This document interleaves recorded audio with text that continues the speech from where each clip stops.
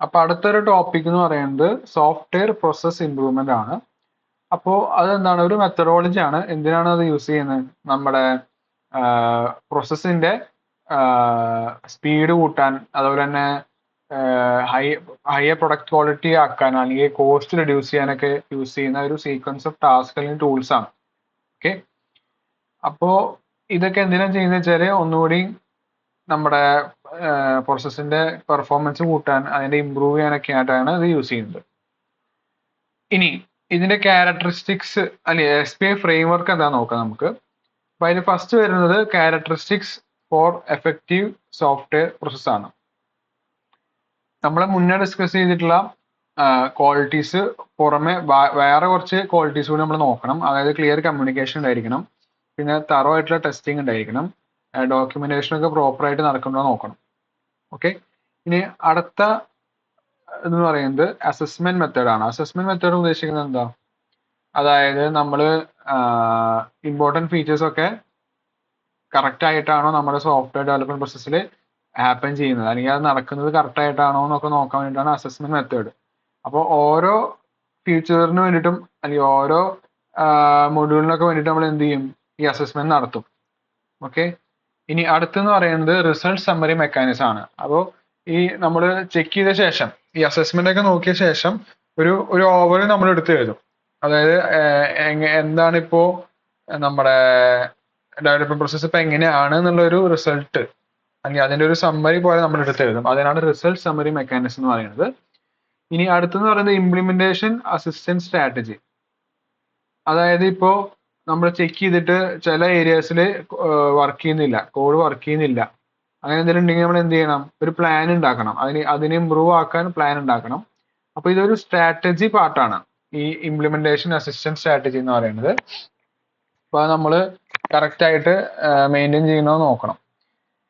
ഇനി അടുത്തെന്ന് പറയുന്നത് ഇപ്പോ ഈ ഒരു ഇംപ്ലിമെന്റേഷൻ അസിസ്റ്റൻസ് സ്ട്രാറ്റജി എന്ന് പറയുന്നത് ഒരു ഗെയിം പ്ലാൻ പോലെയാണ്. ഇപ്പൊ ഗെയിമിൽ നമ്മൾ ഇപ്പോ അതായത് കറക്റ്റ് ആയിട്ട് നമുക്ക് ഔട്ട്പുട്ട് കിട്ടിയില്ലെങ്കിൽ നമ്മൾ അതിനൊരു പ്ലാൻ ഉണ്ടാക്കും.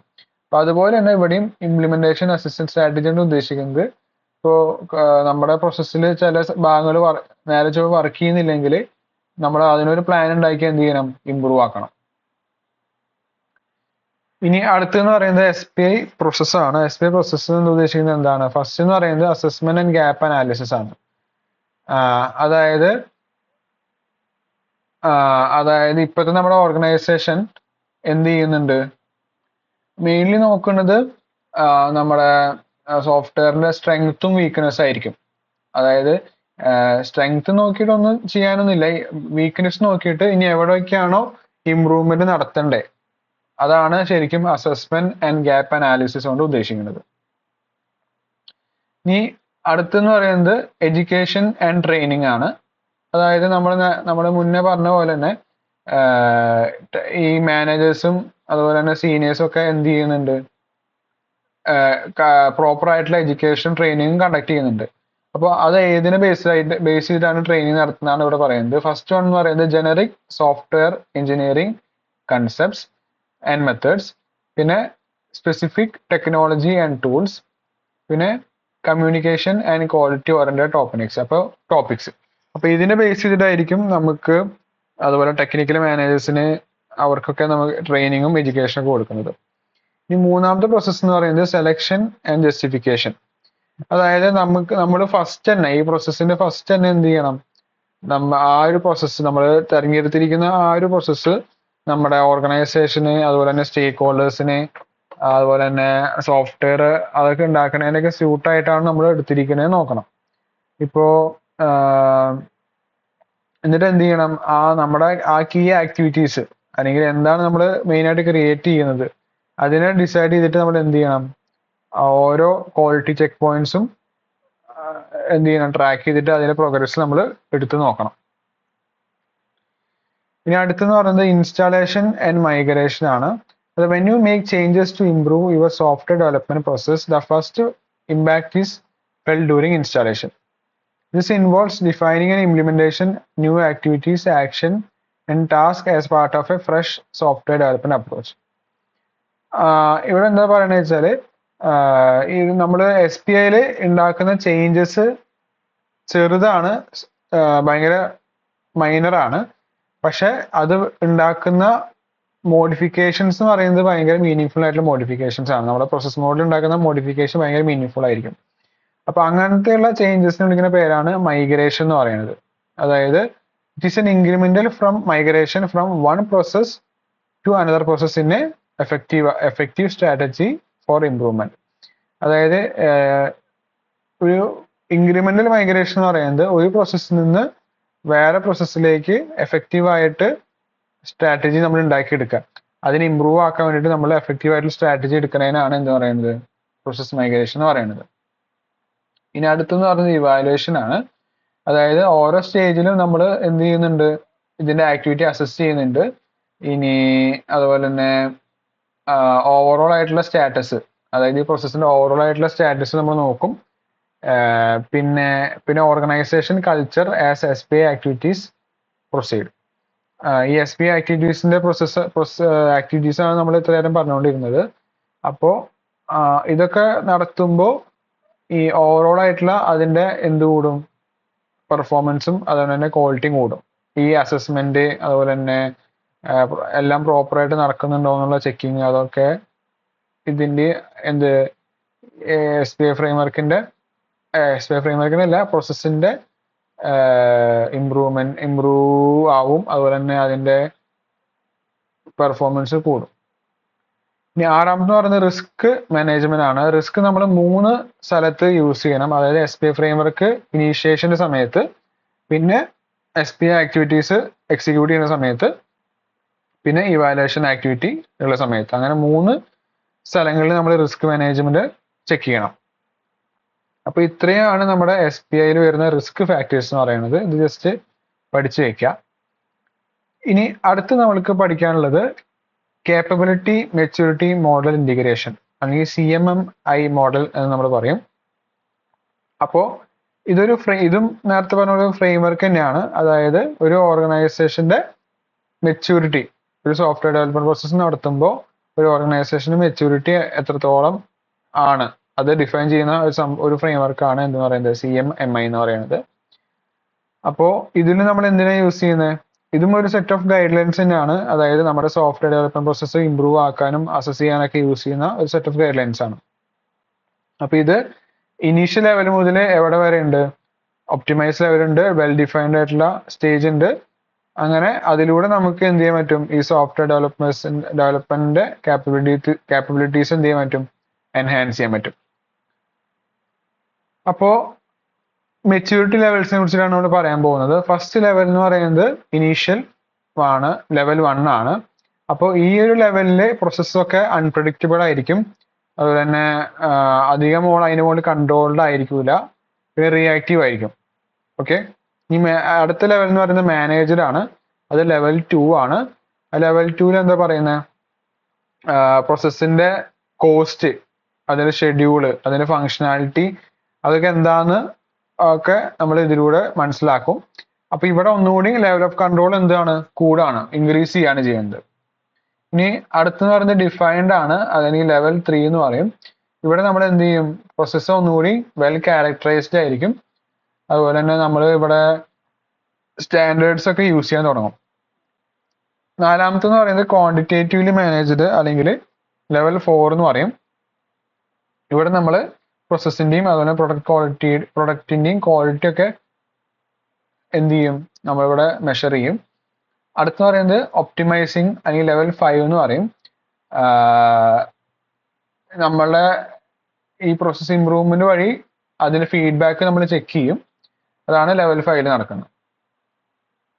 അപ്പൊ ഇത് അതിന്റെ ഒരു ഫിഗർ ആണ്. Level 1 initial, level 2 managed, level 3 defined, level 4 quantitatively managed, level 5 optimising. അപ്പോൾ ഇത്രയും ലെവൽസ് ആണ് മെച്യൂരിറ്റി ലെവൽസ് എന്ന് പറയുന്നത്. ഇനി അടുത്ത് പറയുന്നത് കാപ്പബിലിറ്റി ലെവലാണ്. അപ്പോൾ അതിലും ഇതുപോലെ കുറെ ലെവൽസ് ഉണ്ട്. അപ്പോൾ അതിൽ ഫസ്റ്റ് ലെവൽ എന്ന് പറയുന്നത് ഇൻകംപ്ലീറ്റ്, അല്ലെങ്കിൽ കാപ്പബിലിറ്റി ലെവൽ 0 എന്ന് പറയും. അപ്പൊ ഇതെന്ന് പറയുന്നത് നമ്മൾ നേരത്തെ പറഞ്ഞ മെച്യൂരിറ്റി ലെവലിൽ ഉള്ള പോലെയുള്ള സെയിം സംഭവം തന്നെയാണ്. ഇതില് വേറെ സ്പെസിഫിക് ആയിട്ടുള്ള ഗോൾസ് ഒന്നും നമ്മൾ ഇതിൽ പറയൂല. ഇൻകംപ്ലീറ്റ് ആയിട്ടുള്ള പ്രോസസ് ആയിരിക്കും അതിൽ നടക്കുക. നെക്സ്റ്റ് ലെവൽ എന്ന് പറയുന്നത് കാപ്പബിലിറ്റി ലെവൽ 1 പെർഫോംഡ് ലെവലാണ്. അതായത് the process you are following may not be perfect or meet all the goals like quality, cost and schedule. It's still getting some work done. അതായത് നമ്മുടെ ആ പ്രോസസ്സിന്റെ ക്വാളിറ്റിയും കോസ്റ്റ് ഷെഡ്യൂളൊന്നും പെർഫെക്റ്റ് ആവണമെന്നില്ല, പക്ഷെ എന്നാലും ആ പ്രോസസ്സ് അവിടെ നടക്കുന്നുണ്ട്. ഇനി അടുത്തെന്ന് പറയുന്നത് കാപ്പബിലിറ്റി ലെവൽ 2 ആണ്. അത് പറയുന്നത് മാനേജഡ് ആണ്. പ്രോസസ്സ് ഒന്നുകൂടി പ്ലാൻഡ് ആയിരിക്കും, മോണിറ്റേർഡ് ആയിരിക്കും, കൺട്രോൾഡ് ആയിരിക്കും. അതുപോലെ തന്നെ ആ പ്രോസസ്സിന്റെ എല്ലാ ഒബ്ജക്റ്റീവ്സും കറക്റ്റ് ആയിട്ട് എൻഷുർ ചെയ്യും. അതുപോലെ തന്നെ കോസ്റ്റ്, ക്വാളിറ്റി, ഷെഡ്യൂളൊക്കെ അങ്ങനത്തെ ഒബ്ജക്റ്റീവ്സ് ഒക്കെ കറക്റ്റ് ആയിട്ടാണോ പോകുന്നത് നമ്മൾ നോക്കും. ഓക്കെ, അതാണ് കാപ്പബിലിറ്റി ലെവൽ 2 വരുന്നത്. ഇനി കാപ്പബിലിറ്റി ലെവൽ 3 എന്താ പറയുന്നത്? അതായത് നമ്മൾ നേരത്തെ ഡിഫൈൻ ചെയ്തിരിക്കുന്ന ആ ഗൈഡ് ലൈൻസ്, സ്റ്റാൻഡേർഡ്സ് ഒക്കെ മീറ്റ് ചെയ്യുന്നുണ്ടോ നോക്കും. ഓക്കെ, മെയിൻ ആയിട്ട് സ്റ്റാൻഡർഡൈസേഷൻ ആണ് ഇവിടെ നടക്കുന്നത്. കാപ്പബിലിറ്റി ലെവൽ 4 എന്ന് പറയുന്നത് ക്വാണ്ടിറ്റേറ്റീവ്ലി മാനേജ്ഡ് ആണ്. അതായത് ആ ഒരു പ്രോസസ്സ് സ്റ്റാറ്റിസ്റ്റിക്കലായിട്ടും ക്വാണ്ടിറ്റേറ്റീവ് ആയിട്ടും കൺട്രോൾഡ് ആയിരിക്കും. അതുപോലെ തന്നെ ലെവൽ 5 കാപ്പബിലിറ്റി ലെവൽ 5 ഒപ്റ്റിമൈസിങ് ആണ്. അതായത് പ്രോസസ്സിന്റെ ഓവറോൾ ആയിട്ടുള്ള പെർഫോമൻസ് എന്ത് ചെയ്യും? കണ്ടിന്യൂലായിട്ട് ഇംപ്രൂവ് ചെയ്യും. ഇപ്പൊ പെർഫോമൻസ് നമുക്ക് 2 വഴിയിൽ ഇംപ്രൂവ് ആക്കാം, ഒന്ന് ഇൻക്രിമെന്റലിലും ഒന്ന് ഇന്നോവേഷനിലും. ഇനി ഈ CMMI മോഡലിന്റെ മെയിൻ ഗോൾ എന്ന് പറയുന്നത് ശരിക്കും പറഞ്ഞാൽ 5 കാര്യങ്ങളാണ്. ഒന്ന് ഇംപ്രൂവ്സ് പ്രോസസ് എഫിഷ്യൻസി. എഫിഷ്യൻസി എന്ന് പറയുന്നത് നമുക്ക് ആ പ്രൊഡക്റ്റ് നമുക്ക് കറക്റ്റ് എഫിഷ്യന്റ് ആയിട്ട് എൻഹാൻസ് ചെയ്തുകൊണ്ട് നമുക്ക് ആരുടെയിലേക്ക് ഡെലിവർ ചെയ്യാൻ പറ്റും, കസ്റ്റമേഴ്സിന് ഡെലിവർ ചെയ്യാൻ പറ്റും. അപ്പൊ അതിലൂടെ നമുക്ക് അത് എഫിഷ്യൻസി കൂടാണ് ചെയ്യുന്നത് ഓർഗനൈസേഷന്റെ. ഇനി അടുത്ത് പറയുന്നത് എൻഷുർ ക്വാളിറ്റി. നേരത്തെ പറഞ്ഞ പോലെ ക്വാളിറ്റിയും അതുപോലെ തന്നെ സ്റ്റാൻഡേർഡ്സ് ഒക്കെ നമ്മൾ എന്ത് ചെയ്യും? മെയിൻറ്റെയിൻ ചെയ്യും. അത് കറക്റ്റ് ആയിട്ട് ഗൈഡ് ലൈൻസ് ഫോളോ ചെയ്യുന്നുണ്ട് നോക്കും. മൂന്നാമത്തെ പറയുന്നത് ഇൻക്രീസ് പ്രൊഡക്ടിവിറ്റി ആണ്. പ്രൊഡക്ടിവിറ്റി എന്ന് ഉദ്ദേശിക്കുന്നത് എന്താണ്? അതായത് it implements by best practices and optimising processes. ഇനി നാലാമത്തെ കാര്യം എൻഹാൻസ് കസ്റ്റമർ സാറ്റിസ്ഫാക്ഷൻ. അതായത് കസ്റ്റമറിന്റെ നീഡിനനുസരിച്ച്, അവരുടെ എക്സ്പെക്ടേഷൻ അനുസരിച്ചാണോ നമ്മളുടെ പ്രൊഡക്റ്റ് അതുപോലെ സർവീസസ് ഒക്കെ ഡെലിവർ ആയെന്ന് നമ്മൾ നോക്കാം, എൻഹാൻസ് ചെയ്യും. അതുപോലെ തന്നെ facilitate continuous improvement. Continuous improvement എന്ന് പറയുമ്പോൾ ഓരോ ലെവൽ കഴിയുന്തോറും നമ്മൾ എന്ത് ചെയ്യാണ്? റെഗുലർ ആയിട്ടുള്ള അസസ്മെന്റ് ടൈം വെച്ചിട്ട് നമ്മൾ എന്ത് ചെയ്യാണ്? ഓരോ ടൈമിലും നമ്മൾ ചെക്ക് ചെയ്തുകൊണ്ടിരിക്കുകയാണ്. അപ്പൊ ഇതൊക്കെയാണ് നമ്മുടെ CMMI മോഡലിന്റെ ഗോൾ എന്ന് പറയുന്നത്. ഇനി അടുത്ത് നമുക്ക് പഠിക്കാനുള്ളത് ISO 9001 2000 ആണ്, അതിനെ കുറിച്ചിട്ടാണ്. അപ്പൊ ഇതിലും എന്താണ് ഒരു സ്റ്റാൻഡേർഡ് സെറ്റ് ആണ് എന്നെ പറയുന്നത്. അതായത് ഒരു ഓർഗനൈസേഷന് ക്വാളിറ്റി മാനേജ്മെന്റ് സിസ്റ്റം എങ്ങനെയൊക്കെ നമുക്ക് ഇംപ്ലിമെന്റ് ചെയ്യാം, അതിനെങ്ങനെ മെയിൻറ്റെയിൻ ചെയ്യാം, അത് നമുക്ക് കണ്ടിന്യൂൽ ആയിട്ട് എങ്ങനെ അതിന്റെ ക്വാളിറ്റി ഒക്കെ ഇമ്പ്രൂവ് ആക്കാം എന്ന് പറയുന്ന ഒരു സ്റ്റാൻഡർഡൈസേഷൻ സെറ്റ് ആണ് ഈ 9001 2000 എന്ന് പറയുന്നത്. അപ്പൊ അതിനെ ഇമ്പ്രൂവ് ആക്കിയിട്ട് വേറെ വേർഷൻസ് ഒക്കെ റീപ്ലേസ് ചെയ്ത് വന്നു. 2008 വന്നു, 2015 വന്നു. അപ്പൊ എല്ലാ റിവിഷൻസിലും എന്താണ് മെയിൻ ആയിട്ട് നമ്മുടെ ഓർഗനൈസേഷന്റെ ക്വാളിറ്റി മാനേജ്മെന്റ് സിസ്റ്റം ഇമ്പ്രൂവ് ആയിക്കൊണ്ടിരിക്കുകയാണ് ഓരോ ലെവലിലും അല്ലെങ്കിൽ ഓരോ വേർഷൻസിലും. ഓക്കെ, ഇനി അതിന്റെ മെയിൻ ആയിട്ടുള്ള കീ ആസ്പെക്ട്സ് എന്ന് പറയുന്നത് എന്തൊക്കെയാണ്? പ്രോസസ് അപ്രോച്ച് ആണ്. പ്രോസസ് അപ്രോച്ച് എന്ന് പറയുന്നത് നമ്മൾ ആദ്യം ആ പ്രോസസ്സ് ഐഡന്റിഫൈ ചെയ്യും, എന്നിട്ട് ഇന്റർ റിലേറ്റഡ് ആയിട്ട് പ്രോസസ്സ്, ഓർഗനൈസേഷനിലുള്ള ഇന്റർ റിലേറ്റഡ് ആയിട്ട് പ്രോസസ്സ് നമ്മൾ എന്ത് ചെയ്യും? മാനേജ് ചെയ്യും. അതാണ് പ്രോസസ് അപ്രോച്ച് എന്ന് പറയുന്നത്. പിന്നെ കസ്റ്റമർ ഫോക്കസ് ഉദ്ദേശിക്കുന്നത് കസ്റ്റമറിന്റെ റിക്വയർമെന്റ് എന്താണോ അവരുടെ സാറ്റിസ്ഫാക്ഷൻ അനുസരിച്ച് നമ്മൾ എന്ത് ചെയ്യും? നമ്മുടെ പ്രോസസ്സ് മീറ്റ് ചെയ്യും. പിന്നെ കണ്ടിന്യൂസ് ഇംപ്രൂവ്മെന്റ് ആണ്. അതായത് കണ്ടിന്യൂൽ ആയിട്ട് ഇമ്പ്രൂവ്മെന്റ്, റെഗുലർ ആയിട്ട് നമ്മൾ പ്രോസസ്സിനെ ചെക്ക് ചെയ്യും, ഇമ്പ്രൂവ് ചെയ്യുകയൊക്കെ ചെയ്യുമ്പോൾ അതിന്റെ ക്വാളിറ്റി നമുക്ക് ഇമ്പ്രൂവ് ആക്കാൻ പറ്റും. അതുപോലെ നാലാമത്തെ കാര്യം എന്ന് പറയുന്നത് ഡോക്യുമെന്റേഷൻ റിക്വയർമെന്റ്സ് ആണ്. അതായത് ഇത്രയും ക്വാളിറ്റി മാനേജ്മെന്റ് സിസ്റ്റം നമ്മൾ എന്ത് ചെയ്യും? അതിന്റെ ഡോക്യുമെന്റ് പ്രൊസീജിയർ ആയിട്ട്, റെക്കോർഡ്സ് ആയിട്ട് ക്വാളിറ്റി മാനുവലായിട്ട് നമ്മൾ എന്ത് ചെയ്യും, ഡോക്യുമെന്റേഷൻ നടത്തും. എല്ലാ കാര്യങ്ങളിലും നമ്മൾ എന്ത് ചെയ്യും, ഡോക്യുമെന്റേഷൻ നടത്തും. ഇനി അടുത്തെന്ന് പറയുന്നത് പ്രിൻസിപ്പിൾസ് ആണ്. ഫസ്റ്റ് വൺ എന്ന് പറയുന്നത് കസ്റ്റമർ ഫോക്കസ് ഓർഗനൈസേഷൻ. നമ്മൾ നേരത്തെ പറഞ്ഞ കാര്യങ്ങൾ തന്നെ, അതായത് അവരുടെ കസ്റ്റമറിന്റെ നീഡ് അനുസരിച്ചിട്ട്, അവർ ഫ്യൂച്ചർ നീഡിനനുസരിച്ചിട്ട് എന്ത് ചെയ്യുക, അവർ എക്സ്പെക്ട് ചെയ്യുന്ന അനുസരിച്ച് നമ്മൾ എന്ത് ചെയ്യുക, ഓർഗനൈസേഷൻസ് അതിനനുസരിച്ച് നമ്മൾ എന്ത് ചെയ്യണം, പ്രോസസ്സ് ബിൽഡ് ചെയ്തെടുക്കണം. അതാണ് ഫസ്റ്റ് പ്രിൻസിപ്പിൾ എന്ന് പറയുന്നത്. ലീഡർഷിപ്പ് എന്ന് പറയുന്നത് ആ ഒരു ടീമിലുള്ള എല്ലാ പീപ്പിളിനും, എല്ലാ ആളുകൾക്കും അതിലേക്ക് കോൺട്രിബ്യൂട്ട് ചെയ്യാനുള്ള രീതിയിൽ നമ്മൾ എന്ത് ചെയ്യാം, അറേഞ്ച് ആക്കണം. അതായത് ഓർഗനൈസേഷന്റെ എക്സ്പെക്റ്റഡ് റിസൾട്ട് അച്ചീവ് ചെയ്യാൻ വേണ്ടിയിട്ട് ഓരോ ആളുകളും അതിലേക്ക് കോൺട്രിബ്യൂട്ട് ആക്കണം. പിന്നെ ഇൻവോൾവ്മെന്റ് ഓഫ് പീപ്പിൾ ആണ്. അതായത് full involvement of employees enables their ability to be use for organisation benefit. അതായത് ഓർഗനൈസേഷന്റെ ബെനിഫിറ്റിന് വേണ്ടിയിട്ട് ആ ടീം മെമ്പേഴ്സ് എല്ലാ എംപ്ലോയീസും എന്ത് ചെയ്യും, അവരവരുടെ എബിലിറ്റീസ് കാണിക്കും. ഇനി പ്രോസസ് അപ്രോച്ച് എന്ന് പറയുന്നത് എന്താണ്, systematic identification and management of various processes within organisation and interaction among these process in order to obtain decide result. ഒരു പ്രോസസ് അപ്രോച്ചാണ് അവിടെ നടക്കുന്നത്. അതായത് ഓരോ പ്രോസസ്സും ഐഡന്റിഫൈ ചെയ്തിട്ട് അതിനെ കറക്റ്റ് ആയിട്ട് എന്ത് ചെയ്യാണ്, മാനേജ് ചെയ്ത് പോവാണ് പ്രോസസ് അപ്രോച്ച് കൂടെ ചെയ്യുന്നത്. ഇനി സിസ്റ്റമിക് അപ്രോച്ച് എന്ന് ഉദ്ദേശിക്കുന്നത് എന്താണ്, managing and system of Inter related processes. നമ്മൾ നേരത്തെ പറഞ്ഞു, പ്രോസസ്സ് മാത്രമല്ല, അതിൻ്റെ ഉള്ളിലുള്ള ഇന്റർ റിലേറ്റഡ് ആയിട്ട് പ്രോസസ്സ് നമ്മൾ എന്ത് ചെയ്യുന്നുണ്ട്, മാനേജ് ചെയ്യുന്നുണ്ട്. അപ്പോൾ അതിന്റെ എഫിഷ്യൻസി കൂട്ടും. പിന്നെ കണ്ടിന്യൂവൽ ആയിട്ടുള്ള ഇമ്പ്രൂവ്മെന്റ് ഉദ്ദേശിക്കുന്നത് ഓവറോൾ പെർഫോമൻസ് കൂട്ടാൻ വേണ്ടി നമ്മുടെ ടെസ്റ്റ് അതുപോലെ തന്നെ അതൊക്കെ നടത്തും. അങ്ങനെ നമുക്ക് കണ്ടിന്യൂവൽ ആയിട്ട് ഇമ്പ്രൂവ്മെന്റ് നടത്തുന്നതിലൂടെ നമുക്ക് ഓർഗനൈസേഷന്റെ ഓവറോൾ പെർഫോമൻസ് നമുക്ക് കൂട്ടാൻ പറ്റും. ഇനി factual approach to decision making, അതെന്താ ഉദ്ദേശിക്കണേ, അതായത് effective decisions are based on logical analysis of reliable data information.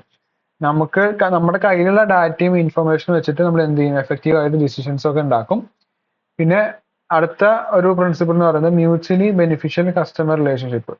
അതായത് ഒരു ഓർഗനൈസേഷനും അതുപോലെ തന്നെ കസ്റ്റമർ തമ്മിൽ നമുക്ക് മ്യൂച്വലി ബെനിഫിഷ്യൽ ആയിട്ട് ഒരു റിലേഷൻഷിപ്പ് നമുക്ക് ഉണ്ടാക്കിയെടുക്കാൻ പറ്റും.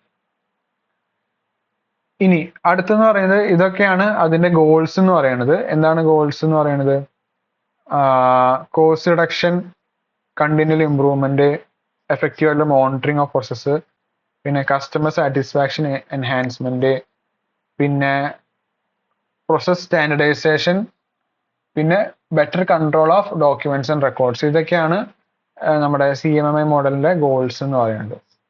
ഇനി നമുക്ക് അധികം പഠിക്കാനുള്ളത് ക്ലൗഡ് ബേസ്ഡ് ആയിട്ടുള്ള സോഫ്റ്റ്വെയർ ആണ്. അപ്പൊ എന്താണ് ക്ലൗഡ് ബേസ്ഡ് കമ്പ്യൂട്ടിംഗ് കൊണ്ട് ഉദ്ദേശിക്കുന്നത്, അതായത് ഇപ്പോൾ it allows the users to software applications that run on shared computing resources. അതായത് യൂസർക്ക് ഷെയർഡ് കമ്പ്യൂട്ടിംഗ് റിസോഴ്സസ് വഴി എന്ത് ചെയ്യാൻ പറ്റും, processing power, memory, disk storage, ഇതൊക്കെ ഇന്റർനെറ്റ് വഴി എന്ത് ചെയ്യാൻ പറ്റും, ഷെയർ ചെയ്തിട്ട് എന്നിട്ട് എന്ത് ചെയ്യാൻ, വർക്ക് ചെയ്യാൻ പറ്റും. അതാണ് ക്ലൗഡ് ബേസ്ഡ് കമ്പ്യൂട്ടിംഗ് കൊണ്ട് ഉദ്ദേശിക്കുന്നത്. അപ്പൊ അതിന് മെയിൻ ആയിട്ട് 3 ക്യാരക്ടറിസ്റ്റിക്സ് ആണുള്ളത്. ഒന്ന് സ്കേലബിലിറ്റി, ഒന്ന് ഇലാസ്റ്റിസിറ്റി, ഒന്ന് റെസിലിയൻസ്. അതില് സ്കേലബിലിറ്റി എന്ന് പറയുന്നത് എന്താണ്, അതായത് it is ability of a software to cope up with increase number of users. അപ്പോൾ കുറെ യൂസേഴ്സ് ഒരു സോഫ്റ്റ്വെയർ യൂസ് ചെയ്യുകയാണെങ്കിൽ അതെങ്ങനെയാണ് അത് ആ സോഫ്റ്റ്വെയർ കോപ്പ് അപ്പ് ചെയ്തെടുക്കുന്നത്, അതാണ് എന്ത് പറയുന്നത്, സ്കേലബിലിറ്റി എന്ന് പറയുന്നത്. കാരണം സോഫ്റ്റ്വെയറിന്റെ മുകളിൽ നമ്മൾ ലോഡ് ഇൻക്രീസ് ചെയ്ത് കഴിഞ്ഞാൽ എന്ത് ചെയ്യും, സിസ്റ്റം പെർഫോമൻസ്, റെസ്പോൺസ് ടൈം ഒക്കെ അത് കറക്റ്റ് ആയിട്ട് അഡാപ്റ്റ് ചെയ്തിട്ട് ആ സോഫ്റ്റ്വെയർ വർക്ക് ചെയ്യും. അതാണ് ഫസ്റ്റ് ക്യാരക്ടറിസ്റ്റിക്സ് എന്ന് പറയുന്നത്. രണ്ടാമത്തെ കാര്യം എന്ന് പറയുന്നത് ഇലാസ്റ്റിസിറ്റി ആണ്. ഇലാസ്റ്റിസിറ്റി എന്ന് പറയുന്നത് അതായത് നമുക്ക് സെർവേഴ്സ് യൂസ് ചെയ്യില്ല നമ്മൾ സോഫ്റ്റ്വെയർസ് ഉണ്ടാക്കാൻ വേണ്ടിയിട്ട്.